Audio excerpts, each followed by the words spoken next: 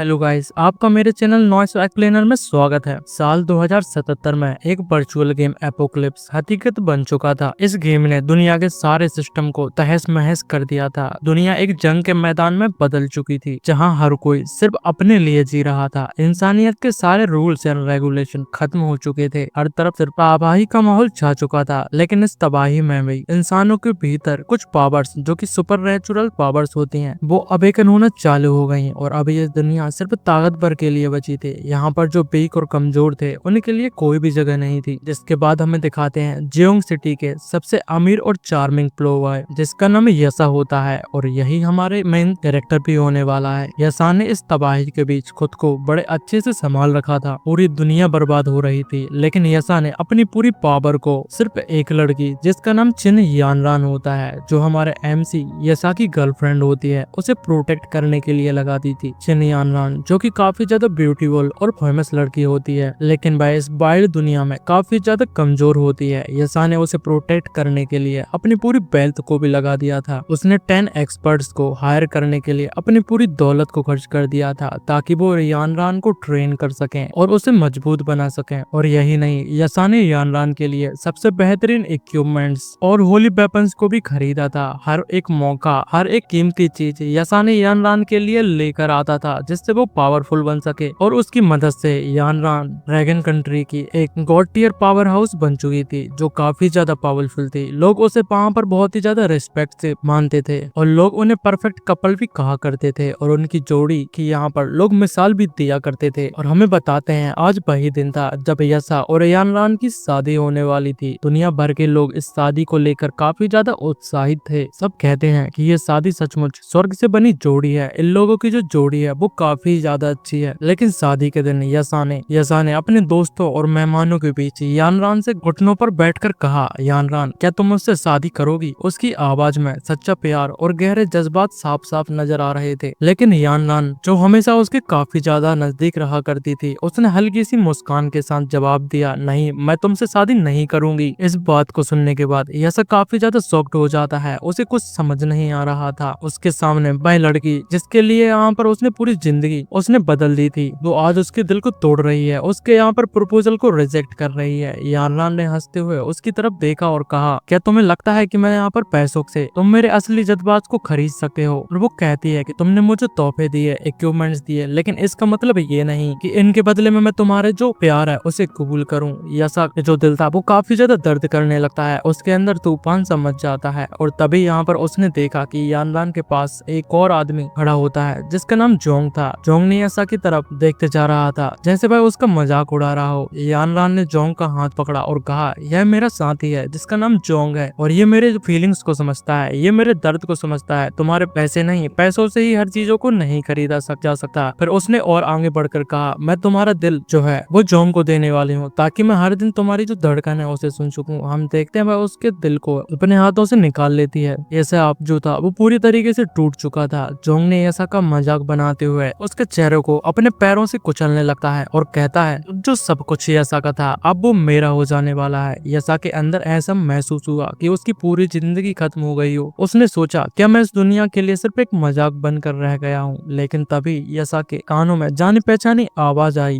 जो कहती है, यसा क्या तुम यहाँ पर ठीक हो? यसा चौंक जाता है। उसने अपनी आंखों को खोली और वो रियलाइज करता है कि वो समय में एक हफ्ते पीछे आ गया है, जहाँ पर एपोकलिप्स शुरू होने वाला था। उससे ठीक पहले वो फिर से पास्ट में जा चुका था। अब यसा को सब याद आने लगता है कि आखिरकार उसके साथ क्या क्या हुआ था। उसे समझ आ गया था कि उसके पास एक और मौका मौजूद है, जो कि उसे दूसरा मौका मिला है, लेकिन इस बार वह उन गलतियों को बिल्कुल भी नहीं दोहराएगा जो उसने पहले की थी। उसने तय किया कि वो यानरान और उस जैसे सभी स्वार्थी लोगों को कभी भी माफ नहीं करने वाला। यह बिना कुछ कहे वहाँ से चला जाता है। थोड़ी दूर जाने के बाद उसने अचानक रुककर कुछ सोचा और फिर वापस लौटा और यानरान के हाथ को छुड़ाते हुए कहने लगता है, तुम्हारे भले के लिए, तुम्हारा भला यही है कि मैं तुमको यहाँ पर तुमसे बर्बाद कर दूं, यही तुम्हारा कहना था, तो मैं यहाँ पर जहन्नुम में चला जाता हूँ। यानरान उसके इस रवैये से काफी ज्यादा चौंक जाती है, क्योंकि जो यसा का व्यवहार था अब वो पूरी तरीके से बदल चुका था। यह काफी ज्यादा कोल्ड तरीके से कहने लगता है, अब तुम मेरे पैसों के बारे में सोचना बिल्कुल बंद ही कर दो, क्योंकि तुम्हें अब बिल्कुल भी पैसे नहीं मिलने वाले। मैं अपनी जिंदगी ऐसे सेल्फिश लोगों से यहाँ पर के साथ बिल्कुल भी नहीं जीने वाला। मैं उनसे अपनी जिंदगी को काफी ज्यादा दूर रखूंगा। यानरान ने फिर से सोचा कि ये सिर्फ उसकी एक ट्रिक हो सकती है, लेकिन यसा उसे स्ट्रिक्टली शब्दों में कह देता है, मुझे कुछ भी ऐसा नहीं है जो तुम्हारे से चाहिए, तुम जैसे लोग मेरे लिए जिंदगी में कोई भी अहमियत नहीं रखते। इसके बाद हम देखते हैं यसा ने अपने पुराने बिजनेस पार्टनर यिलिन को फोन किया। उसने अपनी सारी हिस्सेदारी 20 बिलियन युआन के जो स्टॉक्स होते हैं उन्हें बेचने की डील फाइनल की, जिसे सुनने के बाद जो यिलिन थी वो काफी ज्यादा हैरान हो जाती है, क्योंकि यसा ने कभी भी अपने जो हिस्सेदारी थी उसे बेचने के बारे में कभी भी नहीं सोचा था, ना ही वो इसके लिए पहले कभी राजी हुआ था। लेकिन अचानक से वो इसके लिए कैसे मान जाता है और हम यसा को देखते हैं। अब उसके दिल में एक ही मकसद था, एपोक्लिप्स की इस नई दुनिया में सबसे ज्यादा ताकतवर इंसान बनना और अपने दुश्मनों को उनकी असली औकात दिखाना। यसा ने अपने आसपास जो उसके करीबी लोग होते हैं वो उसे प्रोटेक्ट करना चाहता है और यसा अपने आप से वादा करता है कि अब मैं इस दुनिया में अपनी कीमत बताऊंगा और जिन्होंने मुझे धोखा दिया है उन्हें अपनी हर एक गलती का अंजाम भुगतना पड़ेगा। यसा को आगे यसा बताता है कि उसे पेपर वर्क जो है 5 दिन के अंदर कंप्लीट करने चाहिए और उसका जो पूरा पैसा है उसे ट्रांसफर करना है, जो कि उसके अकाउंट में आ जाना चाहिए। तो जो यन होती है वो मुस्कुराते हुए बोलने लगती है, पैसे की जो मामला है उसमें उसे कोई भी प्रॉब्लम नहीं होने वाली। वो खुश थी कि यसा ने फाइनली जो ये कॉर्पोरेशन था वो उसे बेचने के लिए तैयार था और जो यन का हो जाने वाला था। यसा ने कॉल कट कर दिया और कहा, अगली बार मैं एपोक्लिप्स बीटा का इंतजार करूंगा। इस जिंदगी में मैं जो टॉप पोजीशन है वो मैं उसे हासिल करके रहूंगा। मैं इस दुनिया में सबसे ज्यादा स्ट्रॉन्गर बनकर जरूर से रहूंगा। आगे में बताते हैं एक हफ्ता बीत चुका था जब एपोक्लिप्स गेम शुरू हो गया था। यशा गेम के अंदर एंटर हो जाता है और एक विंडो अपीयर हो जाती है जो उसका स्वागत कर रही थी, जो बीटा एक्सेस में एंट्री करने के लिए उसे कांग्रेचुलेट करती है। सिस्टम के मुताबिक ये जो टेस्ट था वो 3 दिन तक चलने वाला था और उसके बाद जो बीटा वर्जन था वो खत्म हो जाने वाला है और इस गेम का जो पब्लिक वर्जन है वो लॉन्च होने वाला है। यसा एक भाई में उस गेम के अंदर एंटर हो जाता है। उसे एक जानी पहचाने एहसास महसूस होने लगता है और उसे महसूस हो जाता है कि ये एपोक्लिप्स गेम का स्टार्टिंग पॉइंट की फीलिंग है। उसने अपनी विंडो को टच किया और अपने यूजर नेम नाइट सा को टाइप किया। पिछली जिंदगी में एक गिल्ड एक गॉड टियर बीच टेमर के हाथों में पूरी तरीके से तबाह हो चुकी थी, जो एक डार्क एबेसिस ड्रैगन को लीड कर रहा था। इस बार पैसे और रिसोर्स की उसे कोई भी कमी नहीं थी और इसलिए उसने यहाँ पर बीच टेमर क्लास को अपने प्रोफेशन के रूप में चुन लिया था। क्लास सेलेक्ट करने के बाद उसकी अपीयरेंस बदल चुकी थी, फिर उसने यहाँ पर टॉपिंग करने के बारे में सोचा और सिस्टम ने उसे उसके अकाउंट में total 20 billion gold coin credit कर दिए। जो उसके पास पूरा पैसा था वो उसने गेम के अंदर ट्रांसफर कर लिया था और जो सिस्टम था उसे कांग्रेचुलेट करने लगता है। यसा इस ह्यूज अमाउंट से काफी ज्यादा हैरान होता है, क्योंकि उसे पता था कि 3 दिन के बाद इन कॉइन्स की वैल्यू जो है वो 10 गुना हो जाने वाली है। सिस्टम ने फिर एक कांग्रेचुलेट मैसेज दिखाया, क्योंकि यसा पहला प्लेयर था जिसने 1 बिलियन से ज्यादा रिचार्ज किया था। इस रिवॉर्ड्स के कारण उसका जो एक यूनिक प्रोफेशन होता है वो अनलॉक कर लेता है। यसा क्लूलेस था, उसे नहीं पता था कि आखिर क्या चल रहा है, लेकिन कुछ देर बाद उसे पता चलता है कि जो प्रोफेसर होता है वो गॉड ऑफ बेल्ट प्रोफेसर होता है और ये काफी ज्यादा एक रेयर और एक हिडन प्रोफेशन माना जाता है। और इस चीज को देखने के बाद यसा समझ जाता है कि ये उसने बहुत ही ज्यादा पैसे को खर्च करने की वजह से अनलॉक किया है, तभी सिस्टम मिलने लगता है। और एक बात करता हुआ फ्रॉग अचानक से उसके सामने आ जाता है। यसा को देखने के बाद वो बोलने लगता था, मुझे नहीं लगा था कि मुझे अनलॉक करने वाला कोई यहाँ पर जवान लड़का होने वाला है। यसा कंफ्यूज था कि ये फ्रॉग कहाँ से आ गया और ये बोल भी सकता है। जो फ्रॉग था वो काफी ज्यादा अनर्ड हो जाता है और बोलता है कि तुम एक बेअदब इंसान हो। फिर वो जो फ्रॉग था वो खड़ा हो जाता है और बोलता है, मेरा नाम इबुसु है और मैं तुम्हारा जो बेल्ट मेंटोर है वो होने वाला हूँ। इबुसु एक असल में फ्रॉग होता है, लेकिन वो गॉड ऑफ बेल्ट को ट्रेन भी करता है। इबुसु के मुताबिक यीसा उसका 79th गॉड ऑफ बेल्ट होने वाला है, जो उसकी ट्रेनिंग में शामिल होने वाला है। ईसा उसके मजाक उड़ाते हुए बोलने लगता है, एक टोड वो भी मेरा मेंटर हो सकता है, क्या तुम्हें फाइनेंशियल प्रोडक्ट्स को यहाँ पर बेचने के लिए आए हो? इसको सुनने के बाद इबुसु ने काफी ज्यादा गुस्सा हो जाता है और अपनी उंगली स्नैप करते हुए बोलने लगता है कि मैं तुम्हें असली वेल्थ का मतलब समझाने वाला हूँ। तभी जो सिस्टम था वो ओपन हो जाती है और बोल्थ प्रोफेशन के इनिशियल टैलेंट की डिटेल्स को शो करने लगती है, जिसमें पहले नंबर पर लेवल 15 का वेल्थ रोलिंग होता है। उस एबिलिटी के कारण हम देखते हैं उसके पोजीशन में जो गोल्ड कॉइन्स होते हैं वो 1% से हर दिन बढ़ जाने वाले हैं। दूसरे नंबर पर उसके पास पेनी पेंसर होता है। इस एबिलिटी के कारण अगर वो मर भी जाता है तो उसकी पोजीशन में जो भी गोल्ड कॉइन्स और ड्रॉप होने वाली है वो की पोजीशन से नहीं जाएंगे। मर जाने के बाद भी वो उसकी इन्वेंट्री में मौजूद होंगे, जो कि काफी ज्यादा अच्छी एबिलिटी है। जिसके बाद तीसरे नंबर पर उसके एक्स्ट्रा ऑर्डिनरी लक होता है, क्योंकि हमें बताते हैं ईसा के इमेंस वेल्थ की वजह से उसकी लक भी काफी ज्यादा एक्सीलेंट हो जाती है। है। चौथे नंबर पर अनमैच्ड चार्म होता है जो कि उसके चार्म के प्लस 50 पॉइंट को बढ़ा देती है। और इन दी एंड पांचवे पॉइंट पर पावर ऑफ वेल्थ गॉड होता है जो उसे डिवाइन पावर को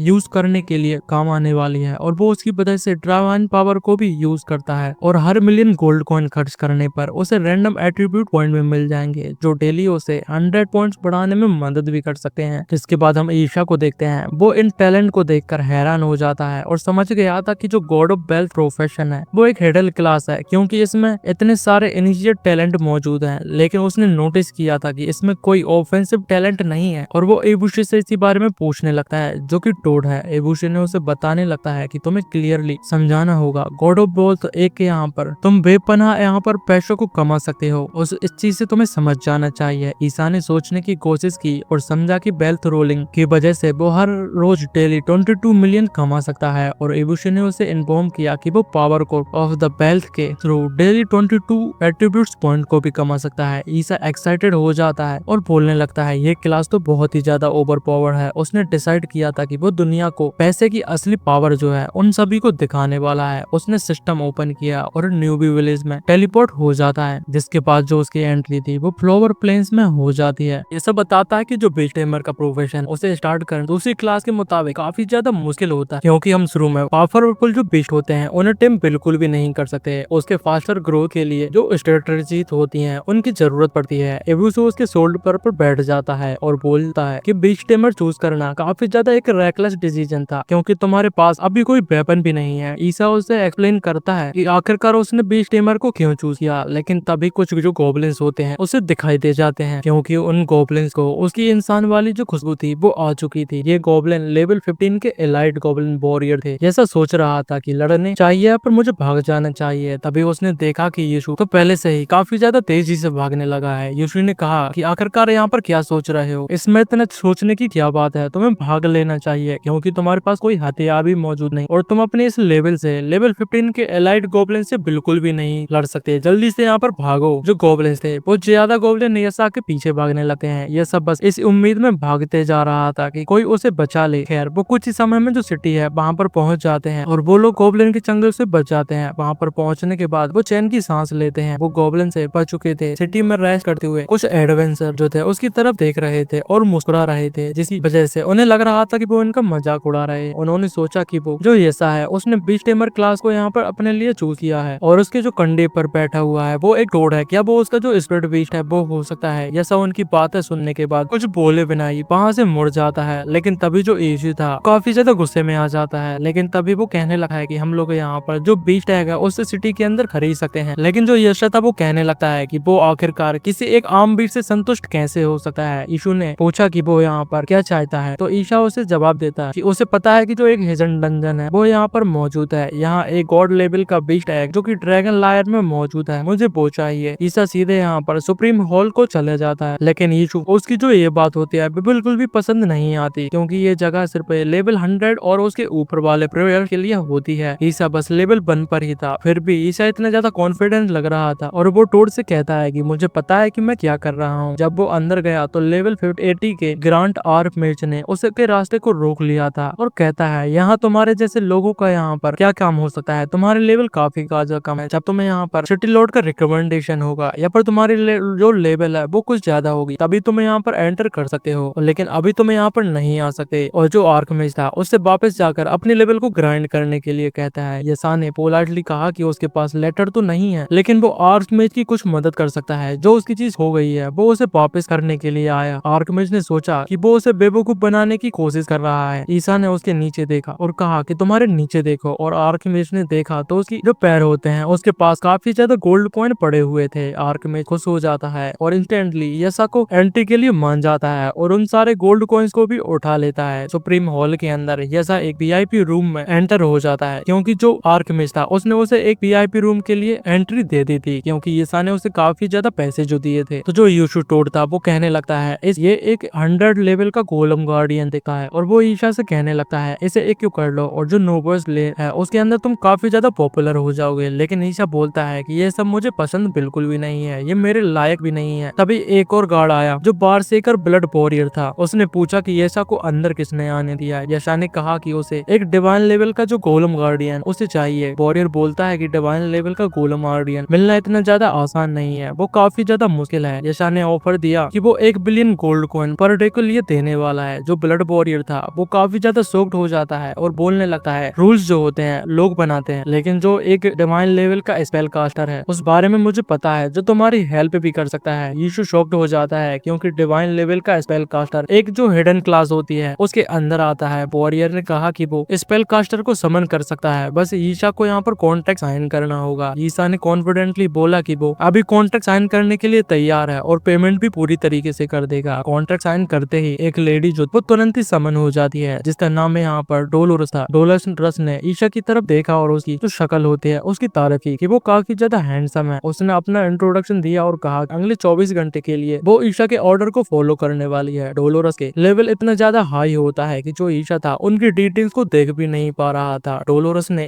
ईशा ने कहा कि तुम्हें चाहिए मुझे बताओ। ईशा बोलता है सीनियर मुझे तुम्हारे मेन लिए काम के लिए हायर किया है, और ईशा रुक जाता है। ईशा ने कहा कि ये मुश्किल है, लेकिन जो डोलोरस होती है उसे बीच में ही काट देती है और कहने लगती है नोवाइस ब्लेड के अंदर जो मॉन्स्टर होते हैं वो उसे एक झटके में सारे मॉन्स्टर्स को भी खत्म कर सकती है। ईशा ने फिर से कहा कि उनके पास ज्यादा वक्त नहीं बचा है पेश करने के लिए, और डोलोरस ने जवाब दिया कि तुम बताओ हमें कहाँ पर जाना है। फिर दोनों वापस न्यूबी विलेज के अंदर आ जाते हैं जहाँ डोलोरस ने अपनी फिल्म मैजिक का यूज कर काफी ज्यादा आसानी से बहुत सारे गॉब्लिन्स को हरा दिया था, और उसे हराने के लिए कुछ ज्यादा समय भी नहीं लगता। इस वक्त न्यूबी विलेज में बहुत से एडवेंचरर भी होते हैं जो इस चीज को देखकर काफी ज्यादा शॉक्ड हो जाते हैं कि जो स्पेल कास्टर है वो बहुत ही ज्यादा पावरफुल है, और अगर इस जैसे बंदे के साथ कौन इतना ज्यादा अच्छे से पार्टनर बन सकता है, क्योंकि जो उसका डैमेज था मॉन्स्टर को मारने के लिए वो काफी ज्यादा था। उन्हें यकीन भी नहीं हो रहा था। एक एडवेंचर ने सोचा कि शायद जो ईसा है वो हैक का यूज कर रहा है, लेकिन दूसरा बंदा बोलने लगता है कि हैक्स वैसी चीजें कोई भी नहीं होती। अभी जो सिस्टम विंडो थी ईशा को कांग्रेचुलेट करने लगती है और बताती है कि उसने लेवल 10 को सक्सेसफुली अचीव कर लिया है, और जिस वजह से उसे काफी ज्यादा फ्री एट्रीब्यूट पॉइंट भी मिल जाते हैं जिन्हें वो अपनी मर्जी के मुताबिक यहाँ पर एडजस्ट कर सकता है। उसके अलावा वो पहले प्लेयर था जो नोवाइस विलेज में लेवल 10 तक पहुंचा था, और इसीलिए उसे एडिशनल 10 एट्रीब्यूट पॉइंट भी मिल जाते हैं। वो पहले प्लेयर था जो दुनिया भर में लेवल 10 तक पहुंचा था, इस वजह से उसे एडिशनली 50 बोनस एट्रीब्यूट पॉइंट्स भी मिल जाते हैं, और उसे साथ ही में एक टाइटल भी मिल जाता है जो कि स्पीड असेंडर होता है। इसे देखने के बाद इबुशु कहने लगता है कि तुम लेवल 10 पर यहाँ पर पहुंच चुके हो, दूसरे प्लेयर तो अभी लेवल 5 के आसपास भी नहीं दिखाई दे रहे हैं, कोई भी यहाँ पर लेवल 3 से ज्यादा ऊपर पहुंचा ही नहीं। जिसके बाद हम देखते हैं जो अनाउंसमेंट थी वो सभी को यहाँ पर कर दी जाती है कि प्लेयर नाइट सीना ने लेवल 10 को सक्सेसफुली रीच कर लिया है, और लेवल लीडर बोर्ड होती है जो ग्लोबल लेवल की वो अनलॉक हो चुकी है। सब लोग डिसबिलीव में थे, उन्हें यकीन नहीं हो रहा था क्योंकि बीटा अभी शुरू ही हुआ था और इतने कम समय में ईशा ने लेवल 10 को अचीव कर लिया था। ईशा को लगा कि अब काफी ज्यादा लोग उसकी असली एबिलिटीज पर डाउट नहीं करने वाले, पर वो बिल्कुल ही चिंता नहीं कर रहा था क्योंकि वो पूरी तरीके से कॉन्फिडेंट था कि सबको जल्दी यहाँ पर पता चल जाने वाला है कि वो दरअसल इस विलेज का गॉड है। अब level up attribute point 100 point जो उसे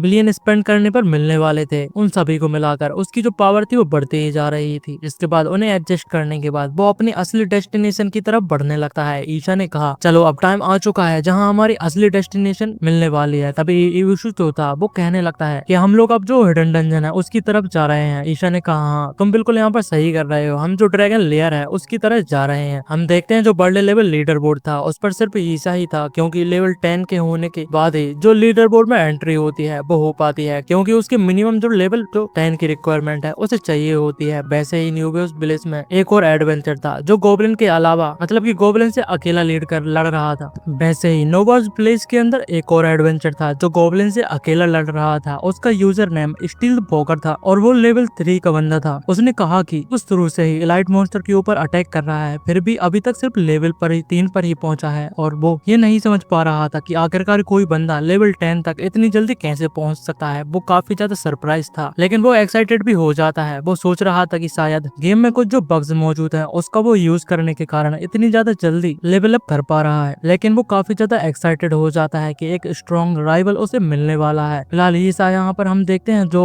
विस्परिंग वैली जो कि न्यूबस विलेज होती है उस पर आ जाता है। यहाँ बड़ी बड़ी जहाँ पर उन्हें ड्रैगन लाइन जो सीक्रेट हिडन डंजन है वो मिलने वाली थी। हम देखते हैं जो ईशा था वो एक चट्टान को छूता है और उस पे एक ड्रैगन सा यहाँ पर लोगो चमकने लगता है। वो चट्टान धीरे धीरे हिलती हुई ऊपर उड़ जाती है और हम देखते हैं धीरे धीरे जो लेयर था वो बनने लगता है। हमें बताते हैं एक जो पूरा महल टाइप का चीज था डंजन टाइप की वो अपीयर हो जाती है। सिस्टम ने बताया कि ये ड्रैगन लायर है और फिर वार्निंग भी दिया, ईसा को तुरंत यहाँ से निकल जाने का दिया क्योंकि उसकी जो लेवल थी वो बहुत ही ज्यादा लो होती है और उसके लिए काफी ज्यादा डेंजरस था। डोलोरस ने कहा ये कैसे मुमकिन है, इतना ओवर पावरिंग ऑरा इसके अंदर से मुझे महसूस हो रहा है, ऐसा एक ड्रैगन यहाँ पर कैसे हो सकता है, ये तो मुझे यकीन ही नहीं हो रहा है। ईशा ने जवाब दिया हाँ ये एक हिडन ड्रैगन डंजन है। जैसे सुनने के बाद जो डोलोरस थी तो थोड़ी नर्वस हो जाती है और वो सच में ईशा से कह रही होती है कि वो अकेले ड्रैगन से बिल्कुल भी नहीं लड़ सकती और ना ही उसके पास इतना कॉन्फिडेंस है। ईशा ने उससे कहा मैं इतना ज्यादा भी पागल नहीं हूँ कि मैं ड्रैगन से लड़ने के लिए यहाँ पर तुम्हें फोर्स करूँ, और मैं यहाँ पर लड़ने के लिए उससे कभी भी नहीं आऊंगा। चलो हम पहले अंदर जाकर तो देखते हैं आखिर क्या चल रहा है।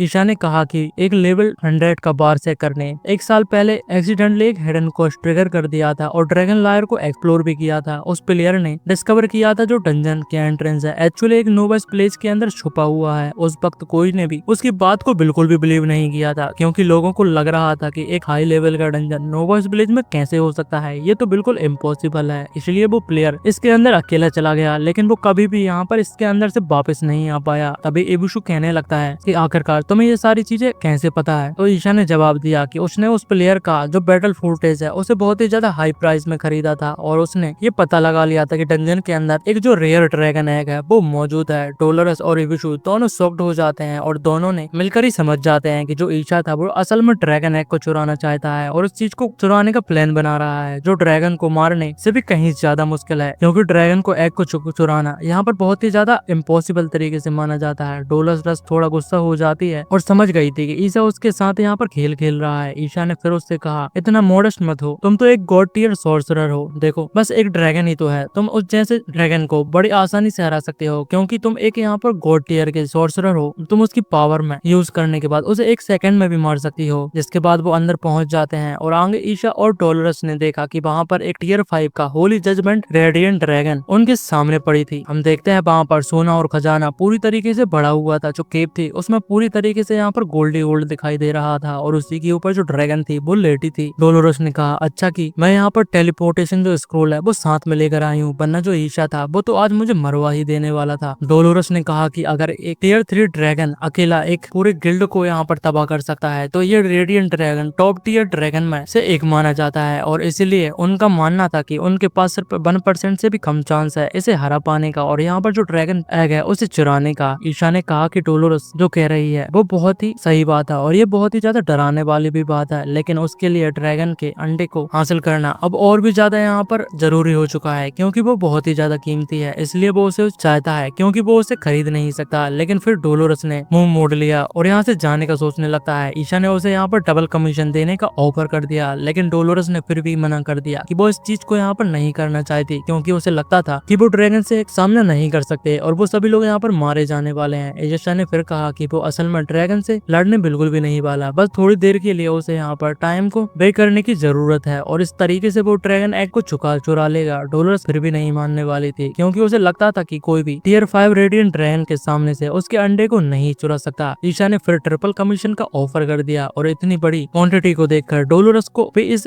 ऑफर को एक्सेप्ट करना पड़ता है। वो जानती थी कि अपने यहाँ पर जान दांव पर लगाकर वो इस पैसे को हासिल कर सकती है और वो इसके लिए राजी हो जाती है। फिर वो अपनी मैजिक पावर को एक्टिवेट करते हुए कहती है कि मैं पूरी तरीके से अपनी पूरी ताकत को लगाने वाली हूँ और मैं सिर्फ 3 मिनट तक ही इस ड्रैगन को रोक सकती हूँ, मैं तुम्हारे लिए सिर्फ 3 मिनट खरीद सकती हूँ, उसके बाद जो भी होने वाला है ईशा को खुद यहाँ पर हैंडल करना होगा। और हम देखते हैं वो ईशा को भी अपने मैजिक के जरिए से बफ कर देती है। सिस्टम उसे नोटिफाई करता है कि ईशा को जो लाइफ गॉड की ब्लेसिंग है वो मिल चुकी है, जैसे उसे लाइफ एट्रीब्यूट डबल हो चुके हों, उसकी हेल्थ बढ़ जाती है, उसकी स्पीड भी बढ़ जाती है, उसे स्ट्रेंथ गॉड की जो ब्लेसिंग थी उस वजह से उसकी स्ट्रेंथ भी डबल हो चुकी थी और एजिलिटी गॉड का ब्लेसिंग भी मिल जाता है जिससे एजिलिटी भी डबल हो जाती है। डोलोरस फिर एक ड्रैगन की तरफ चार्ज करते हुए अपने आइस एरो का इस्तेमाल कर देती है। जो एरो था सीधे बीस्ट से जाकर टकरा जाता है और जो डोलोरस थी वो कहते जा रही थी मुझे तेरे जैसे जो बीस्ट है उससे बिल्कुल भी डर नहीं लगता, लेकिन मैं 3 मिनट तक तुम्हें यहाँ पर मुझे रोक कर रखना होगा और 3 मिनट के लिए तुम्हें मुझसे यहाँ पर डर लगने लगेगा। उसके बाद वो आइस एरो का अटैक था ड्रैगन की तरफ यहाँ पर बढ़ते जाता है। इसी दौरान हम देखते हैं ईशा ड्रैगन के अंडे की चुराने की कोशिश कर रहा था। उसे अंडे लेने के लिए चुपके चुप के वहां पर जाने लगता है और दुआ करने लगता है कि ड्रैगन उसकी तरफ ना देख ले, वरना वो सभी लोग यहाँ पर मारे जाने वाले हैं। ड्रैगन एक फ्लेम अपने फ्लेम का यूज करता है, लेकिन जो डोलोरस थी वो काफी ज्यादा लकी होती है, वो उससे बच जाती है। डोलोरस कहती है बस अब यहाँ पर 1.5 मिनट ही बचे हैं और तुम्हें जल्दी करना होगा। हम देखते हैं वो अपनी बहुत ही ज्यादा मैजिक को यूज कर रही थी, वो थकने लगती है। इसे ड्रैगन को उठाने की जो एग था उसे उठाने की कोशिश करता है, लेकिन वो काफी ज्यादा भारी होता है, तो उसने इबुशे से मदद मांगने की कोशिश की। इबुशे ने कहा कि उसे कभी भी अपनी जिंदगी में इस तरीके के जो सैडी काम है वो बिल्कुल भी नहीं किए, लेकिन उसने फिर भी उसकी मदद करने के बारे में सोचा, लेकिन वो उसकी पहले मदद कर पाता। तभी एक आयरन उनकी तरफ यहाँ पर फेंक दिया जाता है, जिस वजह से हम देखते हैं जो इबुशु का पैर था वो उससे टकरा जाता है और वहाँ पर आवाज हो जाती है। तभी वो देखते हैं कि उनके ऊपर एक बहुत ही ज्यादा बड़ी सी शैडो दिखाई देने लगती है। जब दोनों देखते हैं तो उन्होंने देखा कि जो ड्रैगन है उन्हीं को देख रहा है और ड्रैगन समझ चुका था ये मेरे एग को चुराने की कोशिश कर रहे हैं। जो ड्रैगन था वो बहुत ही जोर से चिल्लाने लगता है और दोनों इबुशु और जो ईशा थे वहां से भागने लगते हैं। ईशा अंडे को पकड़कर बहुत ही जोर से भागते जा रहा था और ईशु को बेकार कहकर उसे चिल्लाते जा रहा था कि वो सिर्फ एक टोड है, वो किसी भी काम का नहीं है। उससे एक काम के लिए कहा था लेकिन वो भी उसे अच्छे से नहीं कर सकता। ईशा ने फिर डोलोरस से मदद मांगी और डोलोरस ने अपनी आइस बॉल बनाकर ड्रैगन को रोकने की कोशिश की, लेकिन वो बॉल कुछ ही सेकंड तक टिक पाती है और जब वो गायब हो जाती है ड्रैगन ने अपने ड्रैगन किंग ब्रीथ स्किल को यूज करने की कोशिश की। डोलोरस ने फिर ईशा और इबुशु को भागने के लिए कहा, क्योंकि अब वो ज्यादा देर तक उसे बिल्कुल भी नहीं रोकने वाली थी और जो ड्रैगन था वो और भी ज्यादा खतरनाक हो चुका था। ड्रैगन ने अपने फ्लेम फायर को यूज कर दिया और वो तीनों भागते भागते आगे बढ़ते जा रहे थे। ईशा ने पूछा कि आखिरकार तुम भी क्यों भाग रही हो, तो फिर ड्रैगन को कौन रोकने वाला है। डोलोरस ने कहा कि हाँ मैं भी भाग रही हूँ, आखिरकार तुम समझते क्या हो, मैं इनविजिबल हूँ, लेकिन ऐसे बिल्कुल भी नहीं है। मैंने सिर्फ कहा था कि मैं तो उसे 3 मिनट तक रोक सकती हूँ, जो टाइम है वो पूरा हो चुका है। जब वो डंजन से बाहर निकलने लगते हैं हम देखते हैं वहाँ पर एक धमाका हो जाता है, लेकिन वो लोग सक्सेसफुल एग के साथ बाहर आ जाते हैं, लेकिन ड्रैगन उससे बाहर नहीं आ सकता था। हम देखते हैं ईशा को डंजन के बाहर आकर काफी ज्यादा खुशी होने लगती है और वो कहता है कि उन्होंने अंडे को बाहर लेकर आए। डोलोरस कहती है कि अगर ये अंडा एक टियर 5 ड्रैगन का हो जाता है और उसका हैचलिंग अगर अच्छे से बन जाता है तो हमारी जो सक्सेसफुल रेट रही वो काफी ज्यादा अच्छी होने वाली है। उसने ईशा को यहाँ पर याद दिलाया कि उसके कमीशन को बिल्कुल भी मत भूलना। सरप्राइजिंगली डोलोरस की जो फेवरेबिलिटी होती है वो ईशा के खिलाफ 60% से ज्यादा हो जाती है। ईशा ने फिर रिस्ट कॉन्टेक्ट करने के बारे में सोचने लगता है। इबुशु ने सोचा कि अगर ये अंडा कुछ अजीब एच हो जाता है तो उनके पैसे जो है वो वेस्ट हो जाने वाले हैं। अब ईशा ने अंडे को छुआ और कॉन्टेक्ट बनाने की पूरी कोशिश करने लगता है। उसने कहा कि सक्सेस या फेलियर सब कुछ इस पर डिपेंड करने वाला है, मुझे डिपॉजिट पॉइंट बिल्कुल भी मत करना। फिर अंडा क्रैक होने लगता है और अचानक से वो पूरी तरीके से फट जाता है। ईशा, डोलोरस और इबुशु देखते हैं कि अंदर एक छोटा सा ग्रीन ड्रैगन मौजूद है। डोलोरस कहती है ये तो रेडियंट ड्रैगन का हैचलिंग बिल्कुल भी नहीं लग रहा है, क्योंकि इसका जो रंग है वो कुछ अलग तरीके दिख रहा है। क्या रेडियंट ड्रैगन को किसी और ने चीट किया था? ईशा कहने लगता है कि बस आज के लिए इतना ही। आगे हम देखते हैं वो ड्रैगन के बारे में देखने लगते हैं। उसका कोई भी अभी निकनेम नहीं था, लेकिन उसका जो टाइप था वो अजुरा स्काई ड्रैगन के टाइप में था और वो एक मिथिकल टियर का ड्रैगन था, लेकिन उसकी जो लेवल थी वो अभी सिर्फ बनी होती है, क्योंकि अभी अभी वो यहाँ पर पैदा हुआ था। लेकिन उसके जो बीस्ट स्टेटस होते हैं वो मतलब कि बेस स्टेटस होते हैं वो सभी यहाँ पर 500 पर मौजूद थे, जो कि लेवल बन के हिसाब से काफी ज्यादा पावरफुल था। उसके अटैक इतने ज्यादा यहाँ पर पावरफुल थे, अगर वो किसी को यहाँ पर मारता है तो उसके जो डैमेज है वो सीधे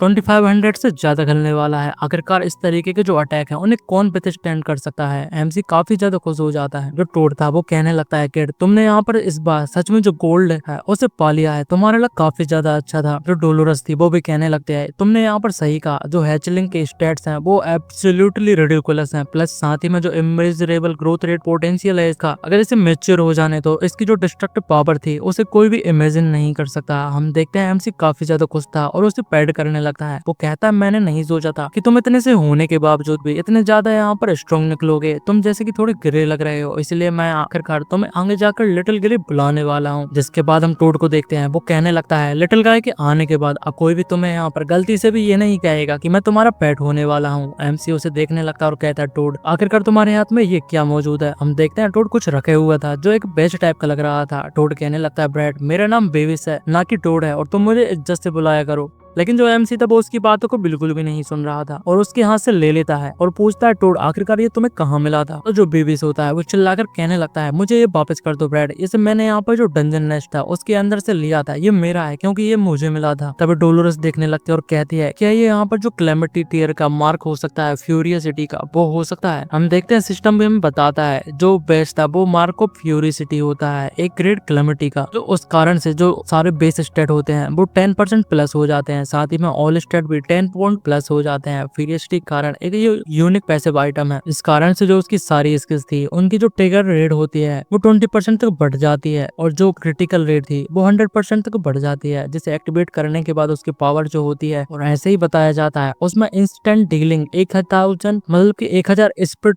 जो ट्रू लेवल का डैमेज होता है वो टारगेट के ऊपर कर सकते हैं। ऐसे ही उसमें बहुत सारी चीजें जो होती हैं। एमसी कहने लगता है अगर हम इसके जो इंसेंट लेवल के स्टेट होते हैं उन्हें देखा जाए तो ये डेफिनेटली क्लेमिटियर का लग रहा है। टोड कहता है ब्रैड मुझे अच्छे से कह रहा हूँ ये चीज को वापस कर दो, मैंने अपनी लाइफ को यहाँ पर रिस्क किया था इस चीज को पाने के लिए। तभी एमसी कहने लगता है तुमने अपनी जिंदगी को रिस्क किया था, बल्कि हमने अपनी लाइफ को खो दिया था तुम्हारी वजह से, और एज अ कंपेंसेशन मैं इस चीज को तुमसे ले रहा हूँ। लेकिन जो टोड था वो और भी ज्यादा गुस्से में हो जाता है, वो कहता है कि आखिरकार मैं तुम्हें इस चीज को क्यों देने वाला हूँ, और अगर तुम्हें चाहिए इसके लिए तुम्हें 10,000 कॉइंस पर डे देने होंगे, अदरवाइज यहाँ पर कोई भी डील नहीं है। लेकिन एमसी उससे कहने लगता है कम ऑन ओल्ड बिस, तुम्हें इतना ज्यादा स्टंगी होने की कोई भी जरूरत नहीं है, हम लोग यहाँ पर बड़ी हैं, पैसे की बात हम फिर बाद में कर लेंगे। जो टोड था वो कहने लगता है स्टॉप, तुम्हारे जो स्वीट टॉक है उन्हें यहाँ पर बंद कर दो, जब तुम्हें मेरी जरूरत पड़ती है तो मैं ओल्ड विस बन जाता हूँ, और जब तुम्हें मेरी जरूरत नहीं पड़ती तो मुझे ओल्ड टोड कह के बुला लेते हो। जिसके बाद हम देखते हैं टोड भी मान जाता है और एमसी उस बैच को पहन लेता है। पहुंचते हुए कहने लगता है इस बैच के कारण जो फॉर्मिंग गोब्लिन को मारने की बात होगी उससे तो यहाँ पर मैं बटर जैसे स्लाइस करके रख दूंगा, अब मेरी पावर काफी ज्यादा बढ़ चुकी है। तभी यहाँ पर उन्हें एक जो हिडन क्वेस्ट है वो मिल जाता है, जिस वजह से टोड, डोलोरस और सभी लोग शॉक्ड लग रहे थे, जिसके अंदर उन्हें बताते हैं कि उन्हें एक यहाँ पर जो फैंग ऑफ फ्यूरियसिटी है उसे फाइंड करना था। लेकिन एमसी को नहीं पता था कि आखिरकार ये क्या है। डोलोरस कहने लगती है क्या तुम्हें नहीं पता जो फैंग ऑफ फ्यूरियसिटी है वो क्या है। वो बताती है एक गॉड टियर असैसिन डैगर जिसको फैंग ऑफ फ्यूरियसिटी कहा जाता है, जिसे यहाँ पर एविसिस बीस्ट के फैंग से मिलकर बनाया गया है, जिसकी पावर काफी ज्यादा है और ऐसा माना जाता है कि वो काफी ज्यादा मोस्ट एक्सप्लोसिव वेपन्स है। और ऐसा लगता है कि तुम्हारा जो मार्क है मतलब कि बैच है और जो फैंग ऑफ फ्यूरियसिटी है उन दोनों के बीच में कोई कनेक्शन मौजूद है। एमसी कहने लगता है लेकिन ये मुझे काफी ज्यादा अमेजिंग लग रहा है, लेकिन जो एविसिस कॉन्टिनेंट है वहां पर जाना एक लंबी जर्नी हो सकती है। जिसके बाद सिस्टम मुझे बताता है कि तुम्हारा जो डेली गेम का टाइम था वो लिमिट से ऊपर जा चुका है और तुम्हें फोर्सफुली यहाँ पर लॉग आउट कर दिया जाता है 3 मिनट के अंदर। एमसी कहता है ऐसा लगता है कि मेरा टाइम आ चुका है और अब मुझे लॉग आउट हो जाना चाहिए। जिसके बाद जो डोलोरस थी वो भी जाने लगे है। वो बताते हैं कि किसने सोचा था कि यहाँ पर जो न्यूबी विलेज है उसके अंदर एक हिडन डंजन हो सकता है, वो भी इतना ज्यादा डेंजरस वाला, और मुझे इसे फॉर्म करने के लिए इतने ज्यादा टाइम लग जाएगा। बेल पिचिस्टर वो कहती है मैं यहाँ पर जा रही हूँ, अगर तुम्हें फिर से यहाँ पर किसी चीज की जरूरत पड़े तो अपने जो पैसे हैं उन्हें तैयार रखना, मैं फिर से आ जाऊंगी। तो एमसी भी इसके लिए मान जाता है और कहता है कि जो डूम्सडे गेम है वो अभी भी बीटा फोर्स में चल रहा है और अभी पूरी तरीके से वो मर्ज नहीं हुआ है रियलिटी के साथ। बेटर मुझे यहाँ पर रेस्ट कर लेना चाहिए, क्योंकि अगर मैं ज्यादा काम करूंगा तो जो मेरी बॉडी है वो भी ब्रेक डाउन हो सकती है। जिसके बाद हम देखते हैं अगले दिन हमें जो एमसी अपने घर में दिखाया जाता है, वो सभी यहाँ पर जो वर्चुअल गेम डूम्सडे उसके बारे में बात कर रहे थे। वो सारी न्यूज़ों को पढ़ते जा रहा था। उसके अंदर बताते हैं पहले ही दिन काफी ज्यादा प्लेयर्स की जो डेथ है वो हो चुकी है। इस तरीके के जो सिम्टम है लॉग आउट करने के बाद देखे जा रहे हैं। किसी को भी इस चीज पे यकीन नहीं हो रहा था कि आखिरकार एक गेम की वजह से इतने ज्यादा लोग कैसे मारे जा सकते हैं। और एमसी को पता चलता है मल्टीपल नेशंस जो हैं उन्होंने डूम्सडे गेम को बैन कर दिया है। एमसी कहने लगता है वीकलिंग्स इसी चीज को कर सकते हैं, जब जो गेम है वो रियलिटी में मर्ज हो जाने वाला है तो तुम लोग सबसे ज्यादा सफर करने वाले हो। जिसके बाद उसे एक मैसेज आ जाता है जिसके अंदर लिखा ही जाओ तुम्हें जल्द से जल्द नॉर्थ हुआ हॉस्पिटल में आ जाना चाहिए, साथ ही में फूड लेकर आना पड़ेगा जो कि जाओ होंग के लिए है, और साथ ही में तुम्हें उसकी जो बिल्स हैं उन्हें भी पे करना होगा। अगर तुम इस चीज को कर देते हो तो मैं इस चीज को मान लूंगी कि हमारे बीच में कुछ भी नहीं हुआ है और मैं तुम्हें माफ करने के लिए भी तैयार हो जाती हूँ। लेकिन एमसी कहता है डैम इट, इस बारे में मेरे पास बिल्कुल भी टाइम नहीं है इसे सोचने का, इससे अच्छा तो मैं इसे ब्लॉक ही कर देता हूँ। और जिसके बाद हम देखते हैं हॉस्पिटल में दिखाया जाता है जहाँ पर एमसी की गर्लफ्रेंड और जो जाओ था वो दोनों ही थे। जाओ कहने लगता है कि तुम्हारा कहने का ये मतलब है जो यूजाओ है उसने तुम्हें अभी तक कांटेक्ट नहीं किया इतने टाइम होने के बावजूद, और जैसे कि तुमने अभी सडनली उसे कॉल किया है और तुम्हें लगता है कि वो यहाँ पर आ जाने वाला है। तो जो लड़की थी वो बताने लगती है कि तुम्हें लगता है कि उसकी इतनी हिम्मत कि वो यहाँ पर नहीं आएगा। जाओ कहने लगता है ट्रूली वो तुम्हें काफी ज्यादा प्यार करता है, उसकी यहाँ पर नस नस में तुम्हारे लिए प्यार भरा हुआ है, एक बार तुम उसे कॉल करोगी तो ये वो ही डेफिनेटली यहाँ पर भागते हुए आने वाला है। तभी डॉक्टर वहाँ पर आ जाता है और कहने लगता है पेशेंट जो रूम नंबर 70 में मौजूद है तुमने अपने बिल्स को नहीं चुकाया है और तुम्हें डिस्चार्ज जल्दी हो जाना चाहिए और तुम्हें अपने बिल्स को भी पूरी तरीके से चुका देना चाहिए। जो लड़की थी वो चिल्लाने लगती है,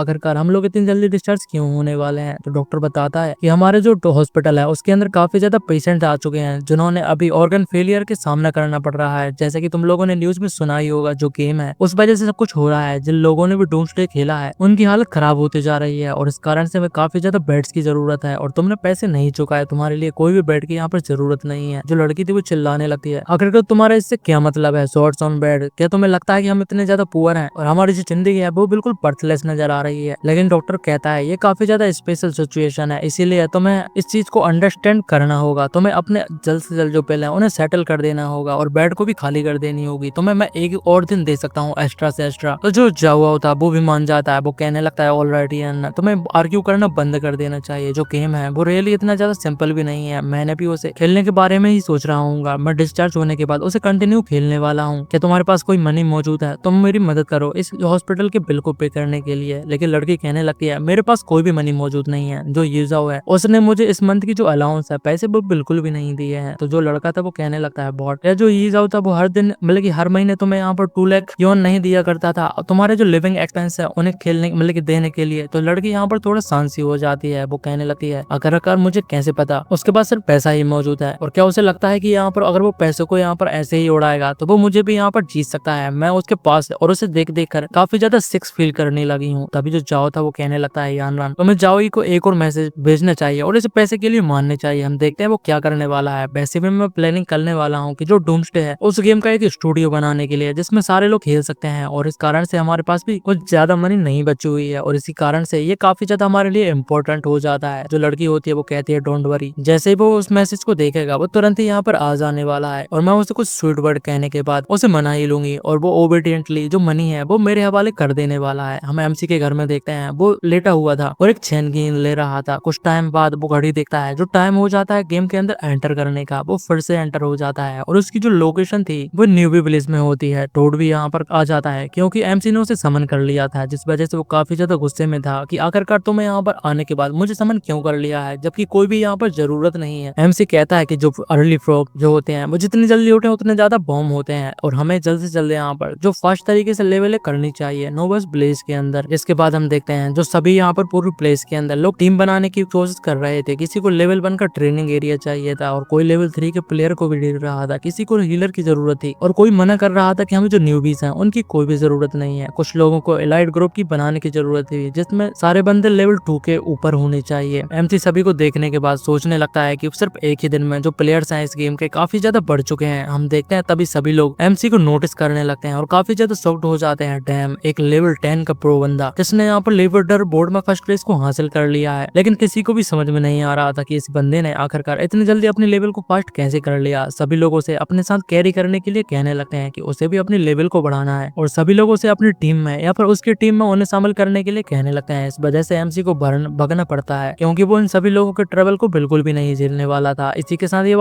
सब लोग कह रहे होते हैं जो एक्सपर्ट है उसे जरूर से फॉलो करना चाहिए, अदरवाइज उसके पास कोई ना कोई रास्ता तो होने वाला है यहाँ पर फास्टर तरीके से लेवल अप करने का। हम देखते हैं सभी लोग जो होते थे उसके साथ यहाँ पर अटैच होने के बाद फास्टर तरीके से अपने लेवल को अप करना चाहते थे। हम देखते हैं वो टाउन के बाहर आ जाते हैं और लोग कह रहे थे उसका पूछा बिल्कुल भी मत छोड़ना। तभी टोड कहने लगता है तुम्हें जल्दी से भागने की जरूरत है, अदरवाइज वो लोग हमें क्रश कर देंगे। एमसी भी भागते हुए कहने लगता है मैंने भी कभी नहीं सोचा था कि जो पीपल है वो इतने सारे लोग मेरे पीछे पड़ जाएंगे। भागते हुए हम देखते हैं वो एक प्लेस पर आ जाते हैं जहाँ पर जाने से बाकी सभी लोग काफी ज्यादा डर रहे थे। लोग कहने लगते हैं कि हम लोग उसका पीछा अब और भी ज्यादा नहीं कर सकते। आगे जाने के बाद तुम्हें लेवल 10 का जो ट्रायल जोन है वो मिलने वाला है। वहाँ के जो मॉन्स्टर्स थे वो बहुत ही ज्यादा पावरफुल होते हैं, वो हमें एक ही बार में डिस्ट्रॉय कर सकते हैं। हाँ तुमने सही कहा, ये काफी ज्यादा रिस्की है और हमें वहाँ पर नहीं जाना चाहिए। तब एक और बंदा कहता है या जो ईजाओ है वो यहाँ पे जो लेवल 10 का ट्रायल है उसे देने के लिए जा रहा है। लेकिन तब एक बंदा कहता है वो अकेले वहाँ पर जाना तो एक सुसाइड के बराबर है। जिसके बाद हमें एमसी को दिखाया जाता है। टोड कहने लगता है फाइनली उनने हमारा पीछा छोड़ दिया।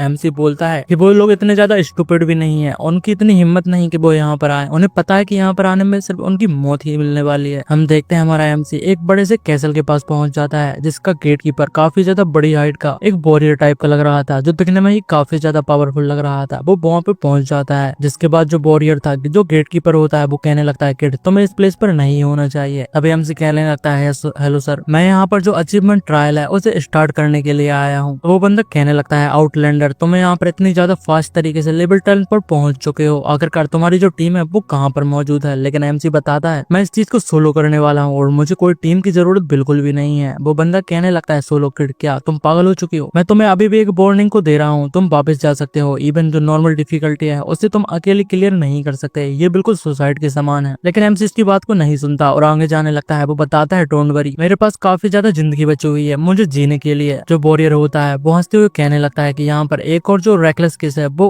अंदर आ चुका है। अभी हम देखते हैं जो एमसी था वो एक प्लेटफॉर्म पर खड़ा हो जाता है, जिसके बाद हमें बताते हैं उसे अपनी जो डिफिकल्टी लेवल थी ट्रायल की वो चूज करने के लिए कहा जाता है, जो कि 5 प्रकार की होती है, नॉर्मल, हार्ड, नाइटमेयर, हेल और एबिस लेवल की डिफिकल्टी। तो एमसी सोचने लगता है सोलोइंग एबिस लेवल डिफिकल्टी इतना ज्यादा डिफिकल्ट भी नहीं होने वाला होगा, ये ठीक रहेगा। हम देखते हैं वह उसे चूज कर लेता है और टेलीपोर्ट होने के लिए यहाँ पर तैयार हो जाता है। लेकिन उस चीज को देखने के बाद जो नाइट था वो काफी ज्यादा शॉक्ड हो चुका था। वो कहने लगता है एडवांस जो ट्रायल है वो मतलब चालू होने वाला है, लेकिन उसने जो डिफिकल्टी है उसे एबिस लेवल पर सेट किया है। क्या वो पागल हो चुका है? एबिस लेवल वो भी सोलो करना, और क्या तुम मुझसे मजाक कर रहे हो? ये किट तो जिंदा वापस कभी भी नहीं आने वाला। हम देखते हैं जो हमारा एमसी था वो कहीं और टेलीपोर्ट हो जाता है। वहां पर बहुत ही ज्यादा जो पेड़ थे वो दिखाई जाते हैं, लेकिन वो एक बिस्टलैंड के समान दिखाई दे रही थी। एमसी के मतलब की जो टोड होता है वो कहने लगता है कि तुम लेवल 10 पर जो एबिस लेवल की डिफिकल्टी है उसे सोलो करना चाहते हो, क्या तुम सच में यहाँ पर मजाक तो नहीं कर रहे हो? लेकिन एमसी कहता है क्या तुम्हें लगता है कि मैं इस चीज को हैंडल नहीं कर सकता? लास्ट टाइम में जब मैं यहाँ पर आया था मेरे पास जो सारे फुल ब्रोंज गियर के इक्विपमेंट्स मौजूद थे, साथ ही में एक एलाइट टीम भी मौजूद थी, लेकिन हम लोग ऑलमोस्ट यहाँ पर पूरी तरीके से खत्म होने वाले थे क्योंकि मैं क्यों यानरान को कैरी कर रहा था जो कि उसकी गर्लफ्रेंड थी। लेकिन दिस टाइम मुझे यहाँ पर जो अपना पिछली बार का रिवेंज है वो पूरा करना है। तभी हम देखते हैं वो अपने ड्रैगन को बाहर निकाल लेता है जिसका नाम लिटिल ग्रे होता है। वो उसे बाहर निकाल लेता है और आगे चलते जाते हैं। हम देखते हैं भाई लिटिल ग्रे से कहता है कि यहाँ पर डरने की कोई भी जरूरत नहीं क्योंकि मेरे साथ जो मिथिकल ग्रेड का बीस्ट है वो साथ में मौजूद है। तभी हम देखते हैं एमसी के पीछे कुछ आ जाता है, एक बीस्ट टाइप का नजर आता है, उसे भी एहसास हो जाता है। वो बताता है समथिंग मूविंग, हमें अलर्ट रहने की जरूरत है। जिसके बाद हमें बताते हैं जो मॉन्स्टर था वो सैवेज स्नो वुल्फ होता है जो कि म्यूटेटेड था, एक लेवल 10 का बीस्ट, और उसकी जो हाइट होती है वो एमसी की हाइट से कहीं ज्यादा बड़ी होती है। हम देखते हैं उनकी शुरुआत यहाँ पर म्यूटेटेड बीस्ट से होने वाली थी जो कि एमसी को काफी ज्यादा इंसेन लग रहा था क्योंकि उसकी जो एचपी होती है वो 5000 होती है। साथ ही में जो शैडो असैसिन होते हैं वो भी इतनी आसानी से उसे नहीं मार सकते। एमसी ये सब चीजों को बता रहा था। साथ ही में वो लिटिल ग्रे को यहाँ पर उस बीस्ट को मार देने के लिए कहता है। हम देखते हैं लिटिल ग्रे बीस्ट को मारने के लिए उसके ऊपर अटैक कर देता है। भाई सबसे पहले अपने ड्रैगन किंग ब्रीथ का अटैक करता है, जिस वजह से जो मॉन्स्टर की हेल्थ होती है वो काफी ज्यादा तेजी से गिरने लगती है और जो पहला ही अटैक था वो 2500 को यहाँ पर गलता है, जिसके बाद 500-600 के अटैक लगातार उसे गलते ही जा रहे थे। हम देखते हैं जो बीक था मतलब कि जो मॉन्स्टर था वो काफी ज्यादा बीक हो जाता है, इसलिए वो बार शेकर मोड में चला जाता है। लेकिन एमसी को अभी भी कोई भी चिंता नजर नहीं आ रही थी। हम देखते हैं ड्रैगन अपने वर्ल्ड स्टेकिंग ड्रैगन रोर का यूज करता है। आजू बाजू की पूरी जो प्लेस थी वो हिलने लगती है और जो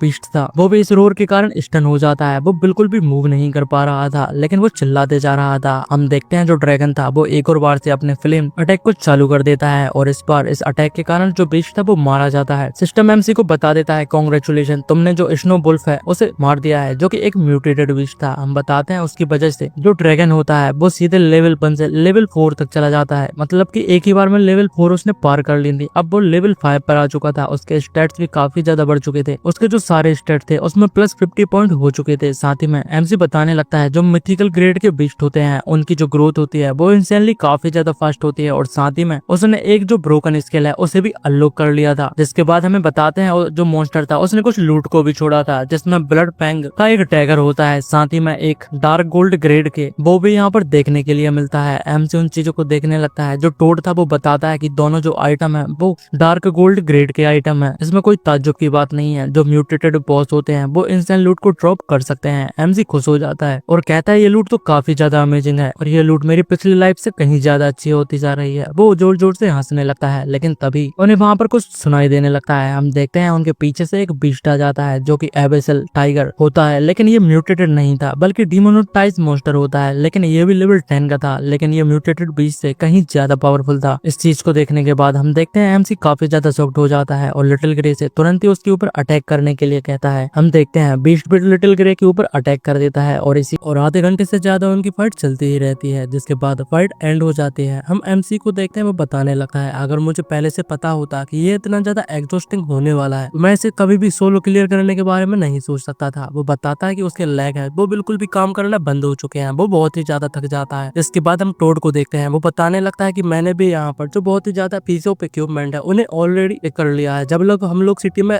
रिटर्न करेंगे, इनको बेचने के बाद हमें काफी ज्यादा अच्छा डिसेंट गोल्ड कॉइंस मिलने वाले थे। हमें बताते हैं जिनमें से पहला पिच ब्लैक स्वॉर्ड होती है जो कि डार्क गोल्ड ग्रेड की थी। साथ ही में उसके एक टाइगर शील्ड भी होती है जो कि गोल्ड ग्रेड की होती है, और उन दोनों के ही इफेक्ट के बारे में हमें अभी कुछ भी पता नहीं होता। लेकिन वो दोनों ही चीजें यहाँ पर उस मॉन्स्टर को मारने के ड्रॉप रेट में मिली हुई होती है। तभी एमसी एक प्लेस को देखकर बोलने लगता है कि आखिरकार तुमसे किसने कहा कि हम लोग वापस जाने वाले हैं। आगे आकर हम लोगों को जो ट्रायल बॉस है उसे भी चैलेंज करना है, और मैं इसे टेक डाउन करके जरूर से रहूंगा, और हम इसीलिए तो यहाँ पर आए थे। वो स्माइल करते जा रहा था। तभी टोड कहने लगता है क्या तुम मजाक कर रहे हो? सही सही बताओ, इवन दो तुमने इन जो छोटे मोटे मॉन्स्टर्स है उन्हें मार लिया है, लेकिन जाओयू अभी लेवल 7 पर ही मौजूद है जो कि लिटिल ग्रे का नाम होता है। वो बताता है कि इसके जरिए तुम जो बॉस लेवल का मॉन्स्टर होने वाला है उसे हैंडल बिल्कुल भी नहीं कर सकते। एमसी हम देखते हैं एक गेट जैसी प्लेस पर पहुंच जाता है और बताता है ऑफकोर्स यहाँ पर कोई भी प्रॉब्लम नहीं होने वाली। मेरी प्रीवियस लाइफ में जो एबिसल ट्रायल था उसका फाइनल बॉस एक लॉर्ड लेवल का मॉन्स्टर था, ना कि एक बॉस लेवल का। हमें प्रॉब्लम नहीं होने वाली, और जैसे कि जायू इस बार मेरे साथ है तो हम उसे इजीली आसानी से टेक डाउन कर सकते हैं। और वो हम देखते हैं अपनी पावर की मदद से उसके अंदर एंटर होने लगता है और उसके नीचे एक होटल अपीयर हो जाता है। साथ ही में वो बताता है कि मेरी पावर के साथ और तुम्हारे सपोर्ट के साथ हम लोगों को एक लॉर्ड लेवल के बॉस मॉन्स्टर को मारना बिल्कुल एक वेजिटेबल के काटने जैसा हो जाने वाला है। जिसके बाद वो लोग उस प्लेस के अंदर एंटर कर जाते हैं। एमसी उससे कहता है ओल्ड हुई, आज मैं तुम्हें बताने वाला हूँ कि आखिरकार जो प्रो गेमर होता है उसके पास कितने ज्यादा मीन्स होते हैं एक मॉन्स्टर को मारने के लिए। चलो मैं तुम्हें अच्छे से इस चीज को सिखा देता हूँ। लेकिन टोड कहता है तुम्हारी बातों को सुनने के बाद तुम्हें मुझे और भी ज्यादा यहाँ पर अनरिलायबल लगते जा रहे हो। इसके बाद हम देखते हैं वो बहुत ही ज्यादा नीचे उस प्लेस के पहुंच जाते हैं। सिस्टम उसे बताता है एडवेंचर तुम फॉलन एबिस में पहुंच चुके हो।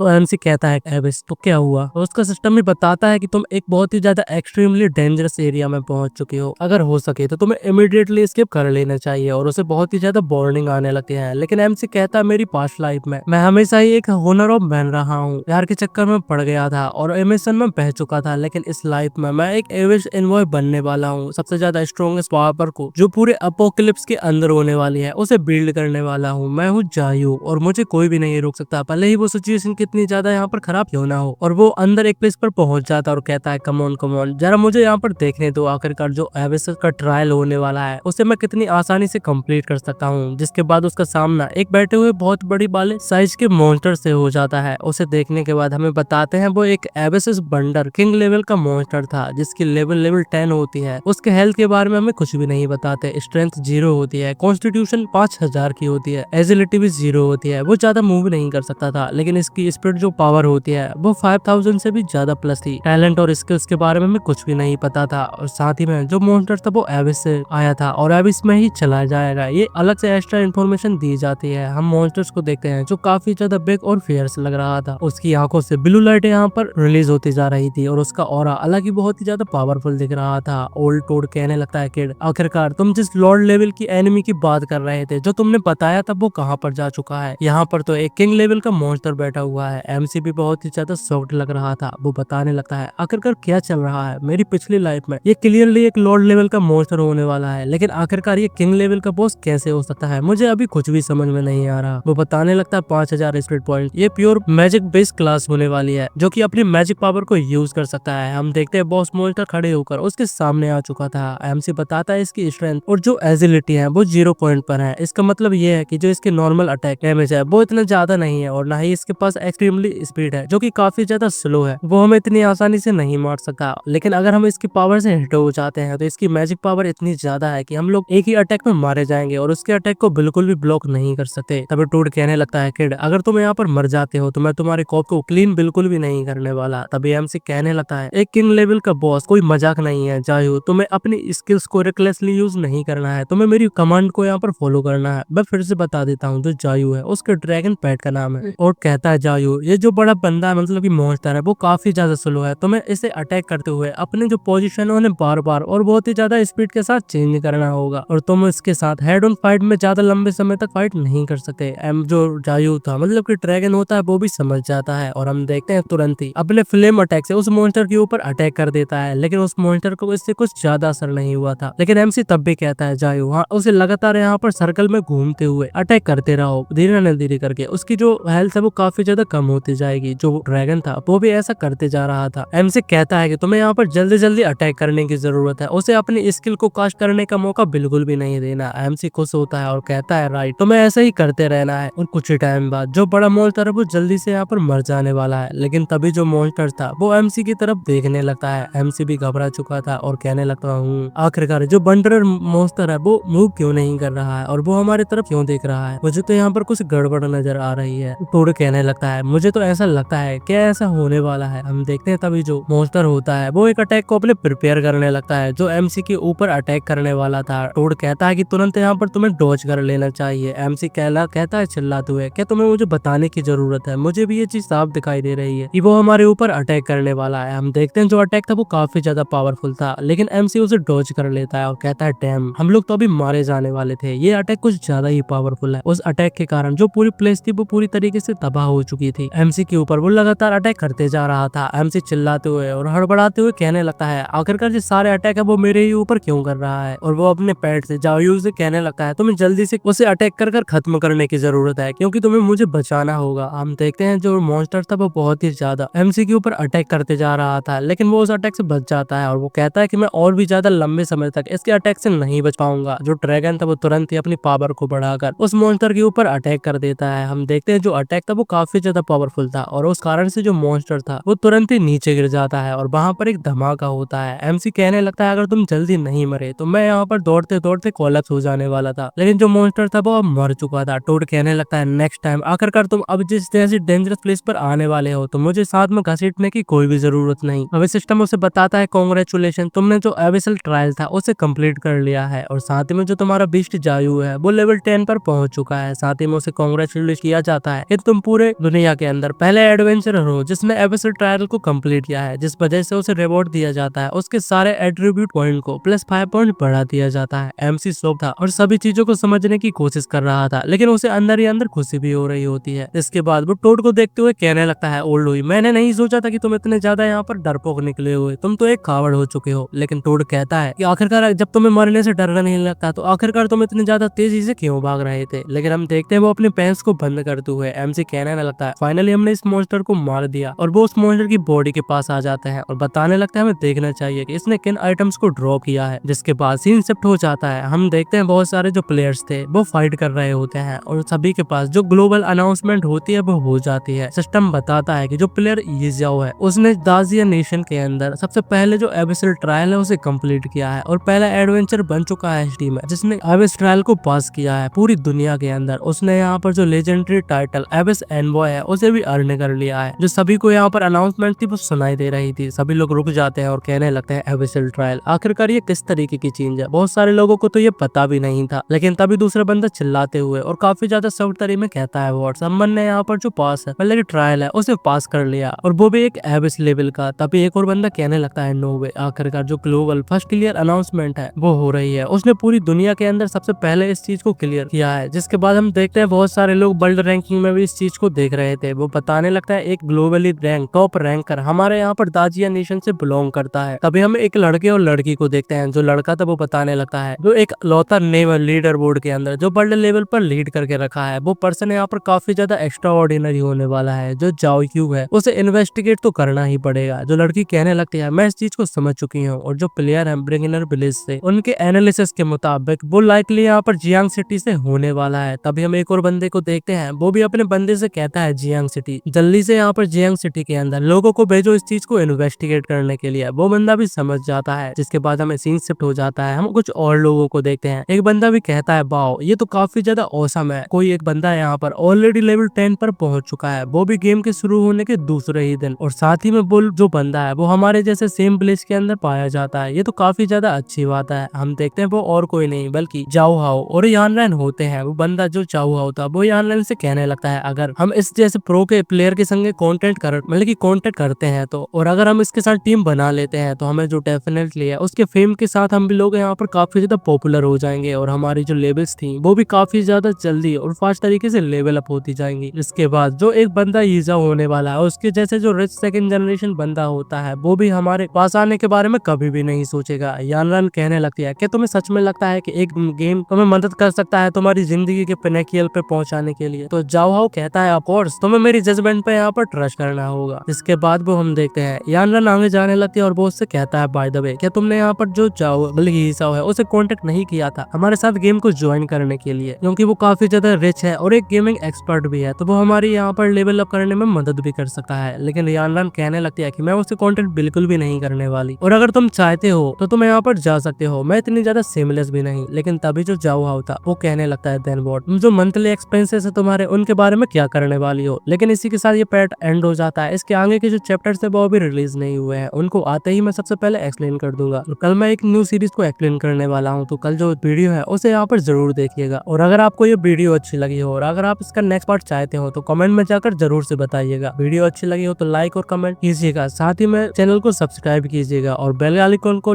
दबाना मत भूलिएगा, क्योंकि उससे आपको जो न्यू अपडेट्स है और जो न्यू वीडियो है उन्हें जल्दी से यहाँ पर वॉच करने के लिए मिल जाएगा। अभी तक के लिए इस वीडियो को हम एंड कर देते हैं।